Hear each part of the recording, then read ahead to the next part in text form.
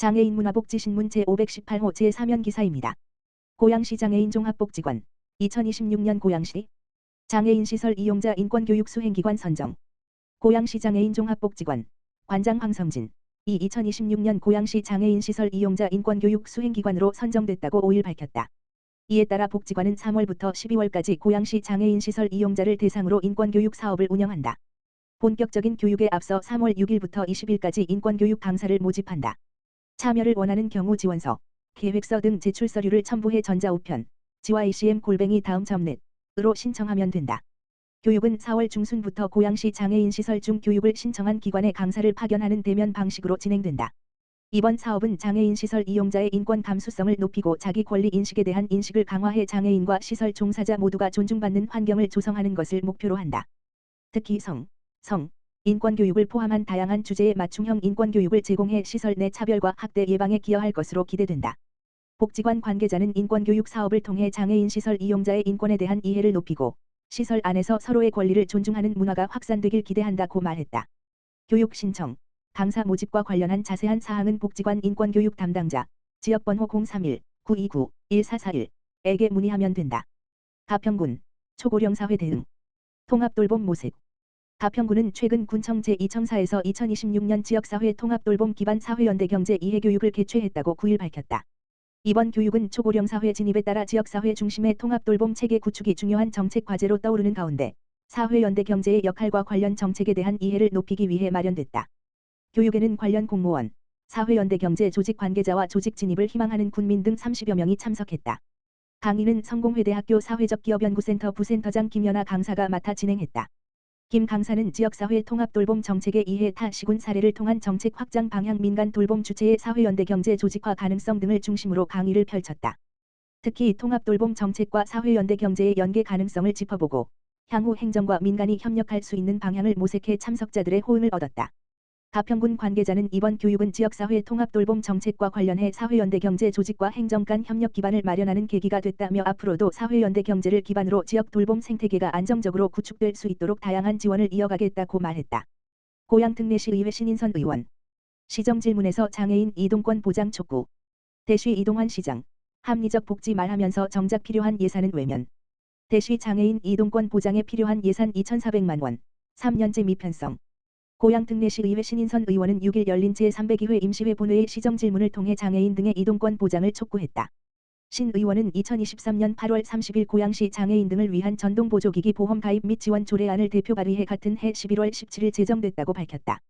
해당 조례는 장애인 등이 사용하는 전동보조기기 운행 중 사고가 발생해 제3자에게 배상 책임을 지게 될 경우를 대비해 고양시가 책임보험 가입과 보험료를 지원할 수 있도록 한 내용을 담고 있다. 이를 통해 장애인 등의 사회적 안전망을 구축하고 사회활동 참여와 생활 안정을 지원하자는 취지. 신 의원에 따르면 이 조례안은 발의 당시 24명의 의원이 찬성할 정도로 여야를 막론하고 공감대를 얻은 정책이었다. 또한 당시 경기도 내에서도 성남시와 광명시 등 5곳의 일부 지자체만 시행하고 있던 선도적 사례에 해당했다고 설명했다.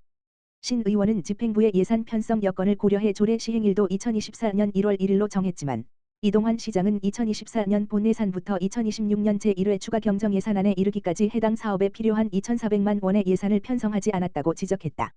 이어 매번 예산 부서에 반영을 요청했지만 재원 고려라는 사유로 받아들여지지 않았다고 밝혔다. 특히 신 의원은 민선 8기 복지정책의 방향이 합리성이라면 해당 사업에 필요한 2,400만 원의 예산을 편성하지 않는 것은 납득하기 어렵다고 비판했다. 신 의원은 장애인 등 전동보조기기 보험 사업은 장애인뿐 아니라 노인, 국가유공자까지 혜택을 받을 수 있는 사업이라며 2,400만 원의 예산으로 800명 이상의 사회적 안전망을 구축할 수 있는 만큼 합리적이고 효율적인 사업으로 볼 수 있다고 말했다. 이어 제1회 추가 경정 예산 심사가 시작된 만큼 이 정책이 실현될 수 있도록 끝까지 지켜보겠다고 밝혔다. 고양시 2026년 임신 출산 양육 종합정보 가이드북 배포. 고양특례시 시장 이동환 는 출산 양육과 관련된 다양한 사업 정보를 한눈에 알아볼 수 있는 2026년 고양시 임신 출산 양육 종합정보 가이드북을 제작해 배포했다고 9일 밝혔다. 시는 각 부서에서 시행하는 다양한 임신 출산 양육 지원 사업에 대한 정보를 한 곳에 모아 2019년부터 종합정보 가이드북을 발간하고 있으며 올해도 기준이 변경된 기존 사업들의 사업 내용을 현행화해 책자에 담았다. 종합정보 가이드북은 산모 신생아 건강지원 출생양육 지원 다자녀 양육 부담 경감 등 분야별로 나뉘어 있으며 각 사업의 지원 대상과 지원 내용 등이 수록돼 있다. 특히 QR코드가 삽입돼 있어 스마트폰으로 QR코드를 스캔하면 해당 가이드북의 내용에 쉽게 접근할 수 있다. 해당 가이드북은 고양시 44개 동 행정복지센터, 보건소 등에 배부했으며 임산부의 정보 접근성을 높이기 위해 관내 분만이 가능한 10개 산부인과 병원, 장애인 친화 산부인과 포함에도 비치될 예정이다. 고양시청 홈페이지 www.고이행.co.kr 열린 시정 고양 소식 새 소식 메뉴에서도 언제든 열람이 가능하다. 고양시 장애인 종합복지관 ROTC 사회공헌단 후원 출런보드 기증 전달식 개최 고양시 장애인 종합복지관 관장 황성진 운영법인 홀트 아동복지회 은 지난 5일 ROTC 사회공헌단의 후원으로 장애인 생활체육 활성화를 위한 출런보드 기증 전달식을 진행했다고 밝혔다.